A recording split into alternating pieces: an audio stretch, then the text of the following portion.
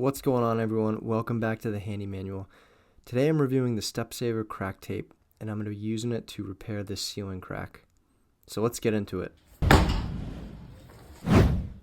As you can see, the edges of the tape are cut in a wavy, rigid pattern, so it blends better with the surface you're putting it on instead of just having a hard straight line. At first glance, the tape is very thin. It says on the packaging that you can stick it on over the crack, then paint it. However, in reading reviews, most people said that the tape will show through.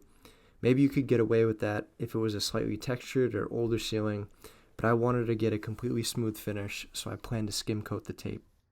Another reason to skim coat is that a lot of the time, unless it's a hairline crack, one side of the crack is typically slightly raised and creates a dip, thus you'll see a shadow on the ceiling, so skim coating will hide this.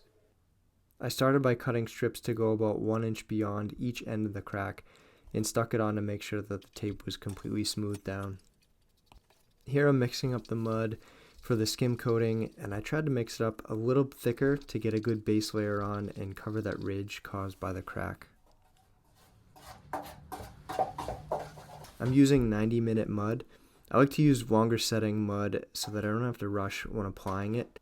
Also, the 90-minute doesn't set up so quick, so that if I'm planning to do a second or third coat and then I use the heat gun to dry the mud on the ceiling, I can then go back and use the leftover mud to put a second or third coat on. This crack tape comes in different widths, and the one I'm using today is 1.25 inches, and that should cover most applications. But the beauty of the narrow tape is that you don't have to feather the mud that far. 3 to 4 inches will do. Also, because it's so thin compared to paper or mesh tape, you really only need one coat. And a pro tip is to make sure to cover the tape completely. I'll show you at the end of the video the reason for that. Next, I use my heat gun, as I always do for drywall repair jobs. The combination of using setting type mud and a heat gun allows you to do drywall repairs in one day.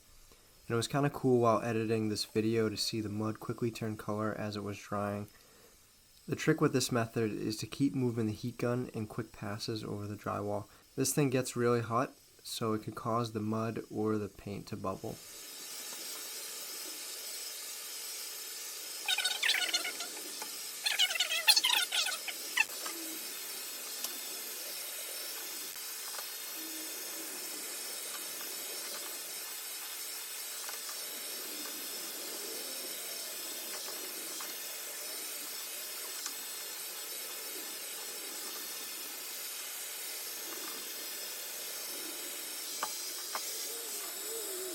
Once everything was dry, I sanded with 180 grit and held a vacuum up to collect dust. It definitely doesn't collect all of it, but anything you can get out from the air helps. I find that the best position to hold the vacuum is behind your sanding hand. With one hand sanding, keep the vacuum behind it, and the dust will kick out on the backstroke as you sand, and the vacuum will better catch the dust that way.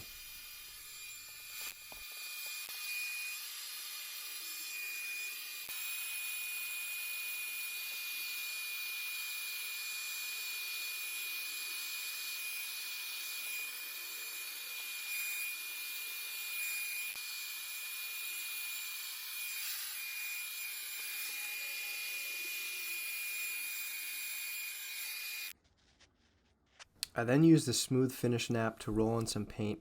Rolling helps blend the paint better. You won't see brush strokes, and the nap holds less paint than a brush, so you'll have a thinner coat, which in this case is what you want. I find that one coat typically will blend the best versus 2 coats. 2 coats typically saturates the area you've repaired, even if the paint is a perfect match. And in this case, the paint wasn't a perfect match, but close, so I only did 1 thin coat.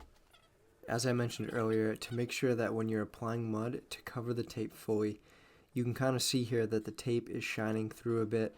It ended up not being a problem, but just for that area, I put another coat of paint on, and that solved the issue. I got an email the next day from the client after everything had dried, saying that the patch blended just about perfectly. So all things considered, I'm definitely planning to use this tape again in the future for any drywall crack related jobs. If you're interested in checking this product out, I'll leave a link in the description. And as always, thanks for watching, take care, and be well.